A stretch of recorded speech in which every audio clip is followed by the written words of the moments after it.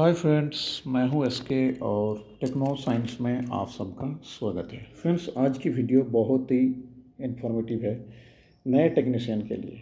आज की वीडियो के जो सब्जेक्ट है वो आपको किसी किताब में भी नहीं मिलेगा और शायद ही किसी यूट्यूबर ने इस टॉपिक पे वीडियो बनाया होगा। लेकिन मैंने सोचा इस नए टॉपिक पे ज़रूर एक वीडियो बनाया जाए जिससे नए टेक्नीशियन को एक अच्छे नए जानकारी मिल जाए।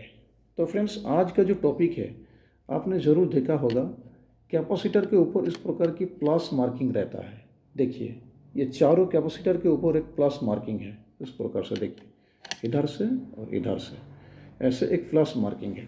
तो ये मार्किंग क्यों दिया गया है, आप अगर किसी को भी पूछेंगे तो वो शायद आपको इतनी आसानी से बता नहीं पाएगा। तो फ्रेंड्स देखिए, ये इसलिए दिया जाता है। देखिए, मैं सारा मैटर यहाँ पे क्लियर करता हूँ। यहाँ पे जो कैपेसिटर यूज किया गया है, देखिए यहाँ पे 2200 माइक्रोफैराड 35 वोल्ट, यानी फ्रेंड्स ये कैपेसिटर का जो कैपेसिटी है वो है 2200 माइक्रोफैराड और उसका वोल्टेज जो है वो है 35 वोल्ट, यानी 35 वोल्ट तक ही ये वोल्टेज यहाँ पे स्टोर कर सकता है। इसके ऊपर अगर आप इस पर 40 वोल्ट का डीसी सप्लाई देंगे तो ये कैपेसिटर ब्लास्ट हो जाएगा, क्योंकि इसका कैपेसिटी है 35 वोल्ट जो कंपनी ने यहाँ पे मेंशन कर दिया।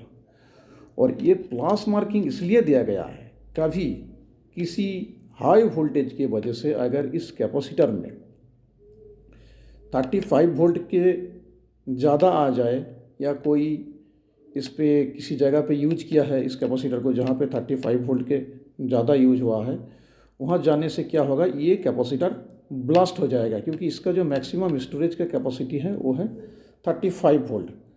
लेकिन 35 वोल्ट के ऊपर ज़्यादा देने से ये कैपेसिटर ब्लास्ट हो रहा है। और ये मार्किंग इसलिए किया गया है, अगर कोई इस पर 35 वोल्टेज के ऊपर ज़्यादा वोल्टेज दे दे या सर्किट के कुछ प्रॉब्लम के वजह से यहाँ पे अगर हाई वोल्टेज आ जाए तो ये कैपेसिटर तो ब्लास्ट होगा ही होगा, लेकिन उस ब्लास्ट होने के टाइम कुछ हद तक उस ब्लास्ट के टाइम उसका जो विस्फोट का जो बिखरना है, अंदर में जो भी रहता है कंपोनेंट वगैरह, वो इधर उधर बिखर के पूरे सर्किट में इधर उधर फैल जाता है पूरे कैबिनेट में, आपको पता होगा शायद। और बहुत ही ज़ोर से आवाज़ भी निकलता है। तो ये मार्किंग इसलिए किया गया है, जब कैपेसिटर ब्लास्ट होगा तो उस टाइम क्या होगा, ये एल्यूमिनियम का जो मेटल का जो हिस्सा है इसको मार्किंग करके पहले से ही पतली कर दिया गया। देखिए यहाँ पे ऐसे मार्किंग करने से क्या हुआ है, इसका जो आधा हिस्सा को घिस के यहाँ से देखिए ऐसे आधा हिस्सा को नष्ट कर दिया गया मार्किंग की वजह से, यानी पतली कर दिया गया। और पतली होने के वजह से यहाँ पे एक मार्किंग हो गया है।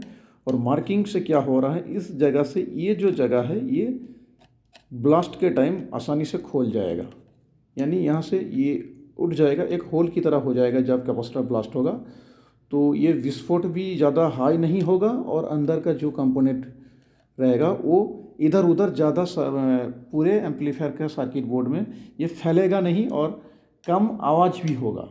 ठीक है, अगर जितने मोटी होगा ये सीट, अगर यहाँ पे मार्किंग नहीं दिया जाएगा, जब ये कैपेसिटर ब्लास्ट होगा तो वो बहुत ही ज़्यादा जोर आवाज़ करेगा और वो विस्फोट की तरह इधर उधर ये सारे अंदर का कंपोनेंट फैल जाएगा। इसलिए वो प्रॉब्लम को कुछ हद तक रोकने के लिए, ठीक है, यहाँ पे सिर्फ एक मार्किंग कर दिया गया, इस सीट को पतली कर दिया गया, जिससे क्या होगा, यहाँ पे जब विस्फोट होगा हाई वोल्टेज एक्स्ट्रा ज़्यादा वोल्टेज 35 वोल्ट के ऊपर आने से ये जब ब्लास्ट होगा तो ये कम से कम यहाँ पे जो विस्फोट का जो कम से कम नुकसान है वो बाकी सारे साइड में जो कंपोनेंट है वो होगा, और विस्फोट का आवाज़ भी कम होगा और अंदर का जो कंपोनेंट रहेगा वो इधर उधर बिखरेगा भी नहीं है। इसलिए ये प्लस दिया गया है। ठीक है फ्रेंड्स, एक्चुअली इसका यही काम है, नहीं ये कोई इसका जो लुकिंग इंक्रीज करने के लिए हो या देखने में अच्छा लगने के लिए, इसलिए ये नहीं दिया गया है। ये मार्किंग इसलिए ही दिया गया है कि एल्यूमिनियम का सीट को पतली किया जाए, जिससे ये 35 वोल्ट के ऊपर अब जब जाएगा तब वो आसानी से ये अंदर कंपोनेंट निकाल जाएगा, क्योंकि 35 वोल्ट देंगे तो ये तो ब्लास्ट होगा ही होगा ये 100%। तो ब्लास्ट के टाइम जब ब्लास्ट होगा उस टाइम उस विस्फोट को थोड़ा हद तक कम करने के लिए ये मार्किंग दिया जाता है। तो फ्रेंड्स, आज के टॉपिक पे बस यही छोटी सी सब्जेक्ट था। क्या फ्रेंड्स, नए टेक्नीशियन को मैं यही पूछना चाहूँगा, आप सब ने क्या पहले इस टॉपिक पे कहीं पे वीडियो देखा था या आपको पता था? तो अपना राय कमेंट बॉक्स में ज़रूर दीजिएगा, और आज का टॉपिक आप सबको कैसा लगा ये भी ज़रूर बताना। Thank you.